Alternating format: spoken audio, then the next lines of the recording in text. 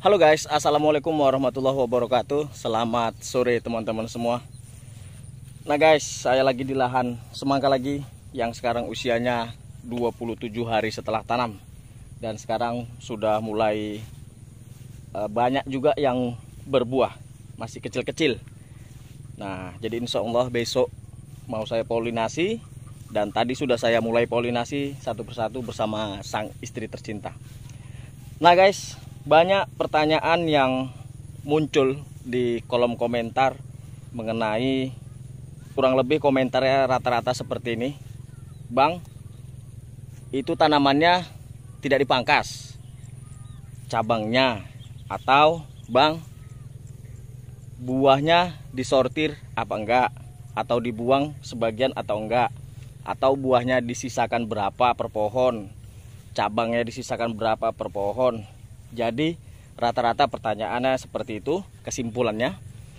Jadi sedikit ingin saya jawab sekarang juga, biar supaya teman-teman bisa merangkum dari satu video jawaban saya. Jadi guys, ingin saya pertegaskan bahwa dari dulu sampai sekarang, saya itu kalau nanam semangka enggak pernah pangkas cabang, sortir buah, buang buah yang jelek-jelek, terus apa lagi. Jadi semuanya itu saya pelihara, baik itu cabang ataupun buahnya. Nah, kalaupun yang saya buang, ini bisa saya contohkan. Kalaupun yang saya buang ini daun yang tuanya aja, yang dipangkal. Nih, nah ini kan karena daunnya terlalu lebar, kemudian nanti juga lama-lama bakalan tua. Paling ini aja yang saya buang.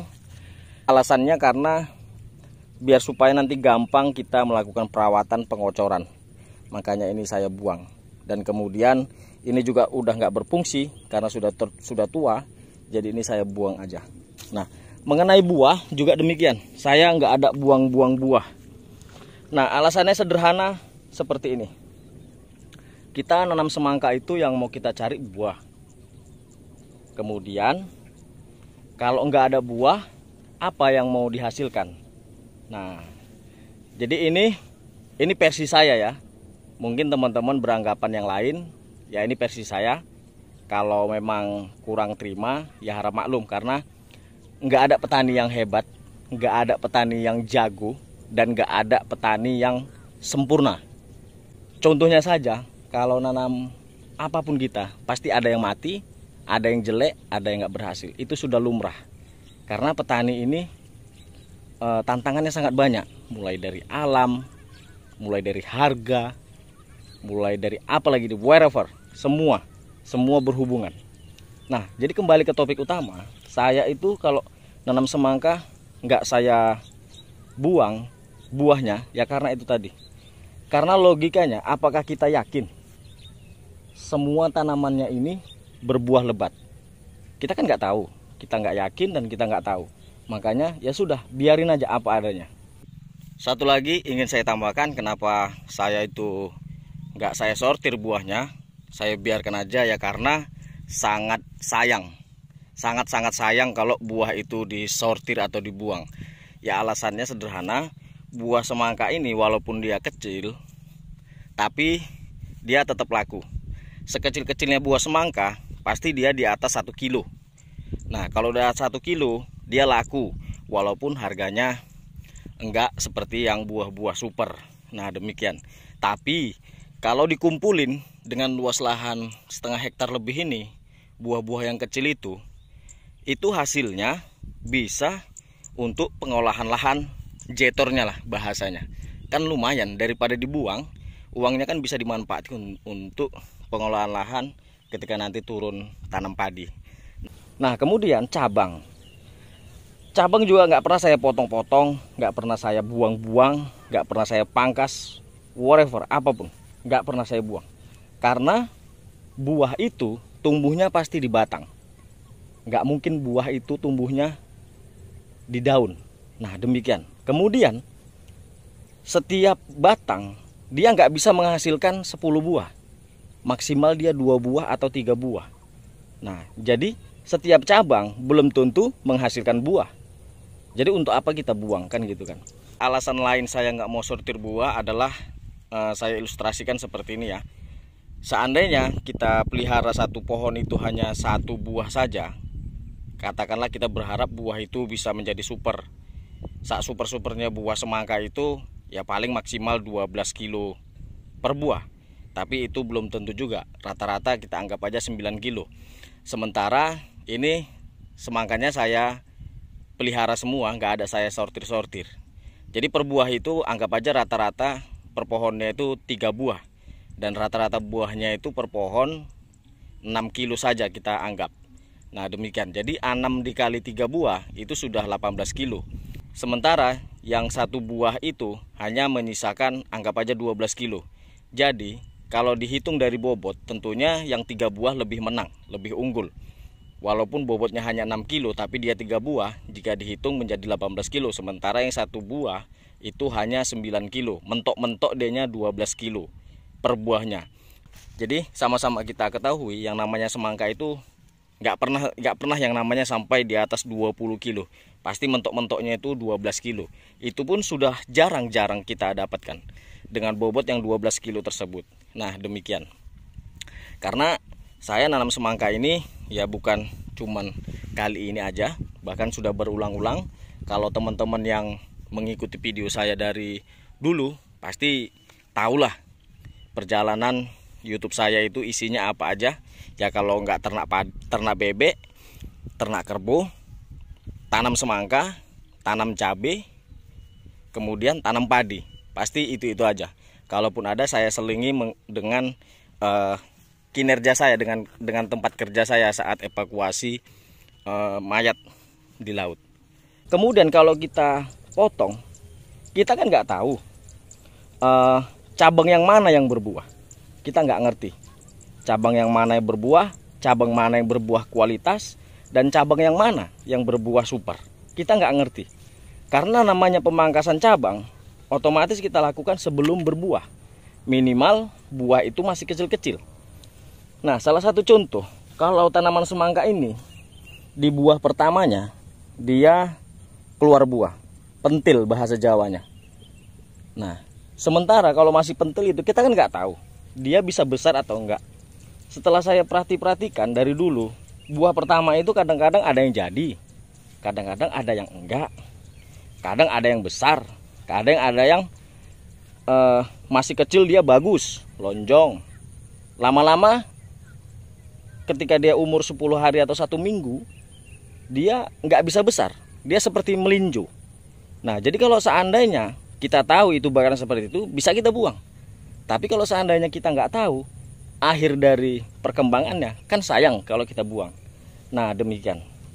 Jadi ini menurut versi saya ya. Ya maaf kalau seandainya yang nonton kalian semua merasa tergurui atau merasa nggak cocok dengan apa yang saya sampaikan. Kemudian pembuangan cabang. Saya merasa kalau cabangnya dibuang malah mempengaruhi perkembangan buah semangka itu tadi. Karena yang membawa unsur, yang membawa kimia, yang membawa pupuk ke buah itu adalah batang. Makanya kalau batangnya semakin banyak kita pelihara, semakin banyak juga pupuk yang diserap oleh tanaman dan dialirkan ke buah. Bukan berarti kalau pohonnya satu cabang aja yang kita pelihara, cabangnya itu bisa membawa semua pupuk. Enggak juga. Konsepnya enggak seperti itu. Nah sekali lagi saya sampaikan kepada teman-teman semua bahwasannya saya nanam semangka itu apa adanya aja, mengalir dengan apa adanya aja. Kalau dia tumbuh cabangnya banyak ya alhamdulillah. Kalau dia cabangnya sedikit ya disyukuri aja. Karena menurut saya semakin banyak cabang yang tumbuh, rasa semangat kita itu semakin mantap gitu. Artinya wah tanaman kita subur, tanaman kita sehat. Nah demikian. Jadi seperti itulah kira-kira alasan saya atau penjelasan saya tentang pemangkasan buah dan pemangkasan cabang. Demikian, karena sayang rasanya kalau semua itu harus dipangkas, harus dibuang. Jadi ya sudah, biarin aja. Namun kalau teman-teman punya konsep yang berbeda, ya nggak ada masalah. Sekali lagi saya ucapkan dari awal tadi, nggak ada petani yang sempurna, nggak ada petani yang hebat, nggak ada petani yang handal. Petani itu mengandalkan keberuntungan.